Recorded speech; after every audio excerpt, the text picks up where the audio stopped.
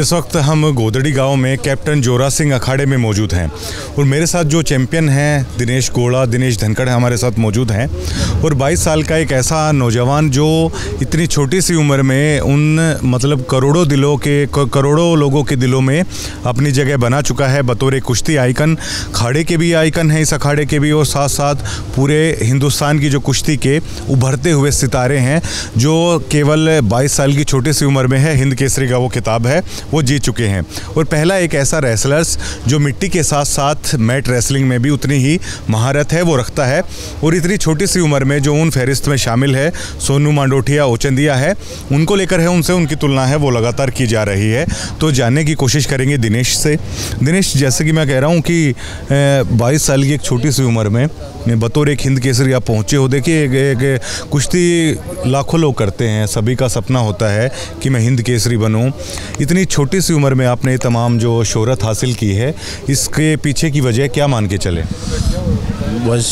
बस इसमें अभ्यास है भाई, प्रैक्टिस की है, डाइट रेगुलर डिसिप्लिन था, प्रैक्टिस की है, जो भी है गुरुजियों ने ध्यान रखा है सारी चीज़। बस वो चोट फेट से बचे रहे भगवान के दया से और चढ़ाई। कुश्ती की तरफ रुझान है वो कैसे हुआ, कैसे आपको कुश्ती में डाला गया? बस बचपन से रुझान था, तो मैं 16 साल की उम्र में गुरुजियों के पास आ गया था। फिर तब से अब तक यह प्रैक्टिस कर रहा हूँ और गुरुजियों की कृपा से आज सब चीज़ अच्छी है। कितने घंटे है आप सुबह शाम है वो प्रैक्टिस करते हैं? 3 घंटे सुबह और 3 घंटे से।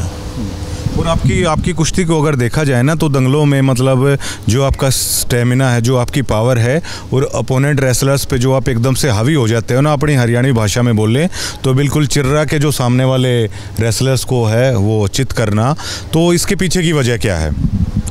बस गुरुजियों ने बता रखी भाई की चीज़ें, और ना हार की खुशी और ना जीत की खुशी, अपना खेल दिखाना, खेल दिखाओ। लोग बेहद प्यार करते हैं जब आप दंगल में कुश्ती लड़ते हैं, लोग बेहद चाहते हैं आपको, तो उससे कितना हौसला है मिलता है? बहुत ज़्यादा हौसला मिलता है वो इस चीज़। दबाव भी आता होगा कि अब चाचा ताऊ इतना प्यार करने लगे हैं युवा साथी, तो मतलब दबाव भी आता होगा ना कि अब और अच्छे से है आगे बढ़ते रहना है? ना दबाव तक क्या था, अपने लोग आते दबाव आते, फिर बस अपना खेल दिखाना है और कोई आप में लोग दूसरा सोनू मांडोठिया या ओचंदिया हैं वो देख रहे हैं, आपकी तक भी आती होंगी ये बातें कि दिनेश है वो बिल्कुल उन्हीं की फहरिस्त का है, एक ऐसा रेसलर्स है? आज बोल देते लोग, तो कैसा लगता है जब बोलते हैं? अच्छा तो सभी को लगता है। अच्छा तो सभी को लगता है।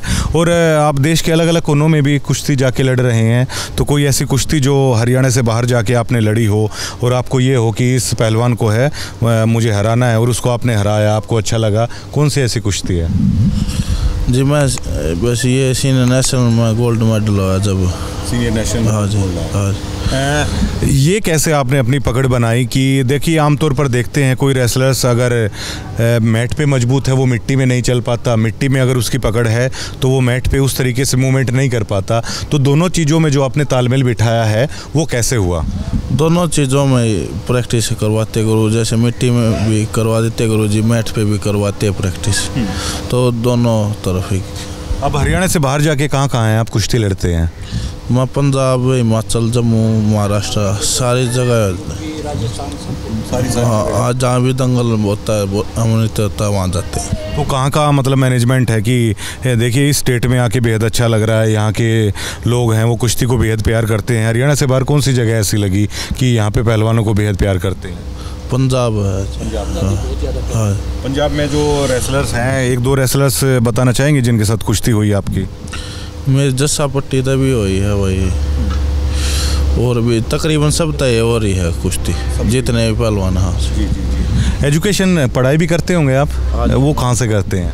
मैं BA फाइनल ईयर में हूँ, मतनेल दाखिला ले रखे करते हैं, तो कुश्ती के साथ साथ पढ़ाई भी जारी रखते हैं? आप उस चीज़ को भी बदलते हैं। आमतौर पर कहा जाता है कि पहलवान होते हैं ना, थोड़ा सा पढ़ाई है वो नहीं कर पाते, लेकिन आप देखिए ग्रेजुएशन कर रहे हैं तो उस चीज़ को भी शायद आप बदल पा रहे हैं। हाँ जी, पढ़ाई भी साथ साथ रखे हुए हैं। अच्छा ये बताइए कि अब मैट रेसलिंग का काफ़ी ज़्यादा जोर है, वो आ चुका है सीनियर नेशनल में। देखिए आपने उस खिताब को जीता है, मतलब आप इंडिया के सबसे बेहतरीन पहलवान हो जाते हैं मैट के भी।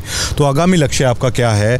कौन सी ऐसी आपकी खासियत है, कौन से वीक पॉइंट है जिन पर आगे आप अभी फ़िलहाल काम कर रहे हैं?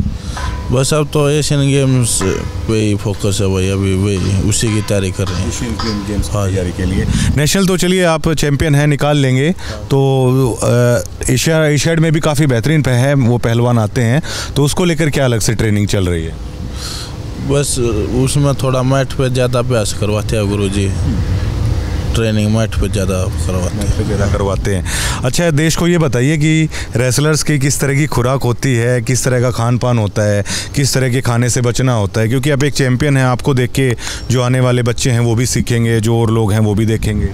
बस दूध की यही है भाई पहलवान की खुराक।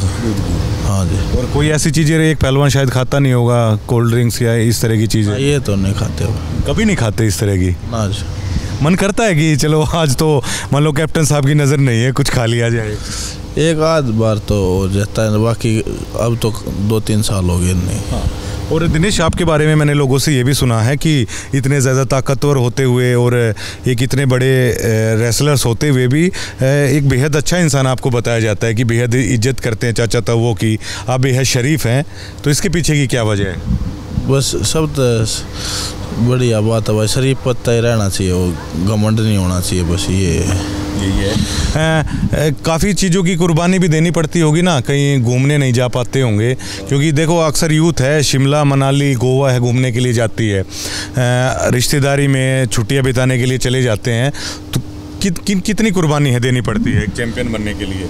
सारी ये देनी पड़ती है भाई, सारी देनी पड़ती है। हाँ। नहीं जा पाते होगे घूमने के लिए? ना, कितना ना जा पाते या कैप्टन साहब है वो जाने नहीं देते? बताइए उस चीज़ का जिक्र करिए, देखिए बता रहे हैं। जाते नहीं है भाई, एक बार चले गए जब गुरुजी गुस्सा हो गए, फिर गए नहीं। फिर गए नहीं। अच्छा कैप्टन साहब तो देखिए एक रिटायर्ड आर्मी पर्सन है, मतलब अनुशासन में तो जाहिर तौर पर आप लोगों को रखा जाता होगा, बेहद अनुशासित रखते होंगे आप लोगों को? हाँ जी, अनुशासित पूरा, कोई भी शिकायत नहीं मिलेगी कहीं भी। अच्छा कभी ऐसा हुआ है, देखिए आज बहुत मेहनत कर ली लेकिन अगले दिन मान लो थके हुए हो और टाइम से उठना है, टाइम से ना उठ पाए हो और कैप्टन साहब ने फिर डांटा हो, ऐसा इंसिडेंट भी बन जाता है? वो तो सुबह खुद ही उठाते हैं जी गुरुजी, अपने आप डेली रूटीन थे। डेली हाँ, वो टाइम 4 बजे उठा देते हैं डेली। एशिया में मेडल के लिए कितने आश्वस्त हैं? आपकी एशियाड में मेडल है, मैं आश्वस्त हूँ उस चीज़ के लिए। हाँ जी, पूरी तैयारी कर रहे हैं, मेडल ज़रूर ले आएंगे। और देखिए आप अभी 22 साल के एक युवा ही हैं, आपका काफ़ी लंबा कुश्ती कैरियर है और इतनी छोटी सी उम्र में आप बेहद अच्छा है वो कर रहे हो, तो मतलब क्या कोच साहब समझाते भी होंगे ना कि अच्छे से चलना है दिनेश, किसी चीज़ में नहीं फंसना है, अपना ध्यान है केंद्रित रखना है, ये समझते हैं ये बातें आप? हाँ जी, ज़रूर बताते हैं कि अपना लक्ष्य पे ध्यान रखो भाई, उससे भटको मत, उससे मत भटको। अच्छा छोटे छोटे बच्चे भी दंगल में मिल जाते होंगे, आपसे पूछते होंगे कि कैसे है, हमें भी रेसलिंग करनी चाहिए, तो उन जो छोटे बच्चे हैं अभी प्रैक्टिस कर रहे हैं, तो उनको कोई एक ऐसा सीक्रेट आप बताइए कि इस तरीके से आपको चलना होगा अच्छा अगर एक चैम्पियन बनना है तो? भाई ये कि पहलवानी की तो 3 ही चीज़ है, अपने प्रैक्टिस करो, डाइट और रेस्ट करो, बस ये। हाँ ठीक है, बात करने के लिए शुक्रिया। ठीक, धन्यवाद। ये दिनेश गोला हैं, दिनेश धनखड़, और देखिए 22 साल का एक युवा जो ज़बरदस्त कुश्ती कर रहा है और हरियाणा प्रदेश का भी और एक देश का भी एक ऐसा कोहिनूर है जिसके पास मतलब अभी 22 साल की उम्र हुई है और कहते हैं कि कुश्ती है वो यहीं से शुरू हुई है, क्योंकि एक एज फैक्टर भी होता है जिसके बाद आपके शरीर में वो मसल ग्रोथ है वो एक उम्र के बाद है, जाने के बाद ही ये बनती है, और बेहद प्यार है, लोग इन्हें करते हैं, और नेशनल के भी ये नेशनल चैम्पियन भी ये हैं, और एक ऐसा पहलवान जो मैट और मिट्टी दोनों में ऐसा तालमेल बिठाता है कि लोगों की सांसें रुक जाती हैं।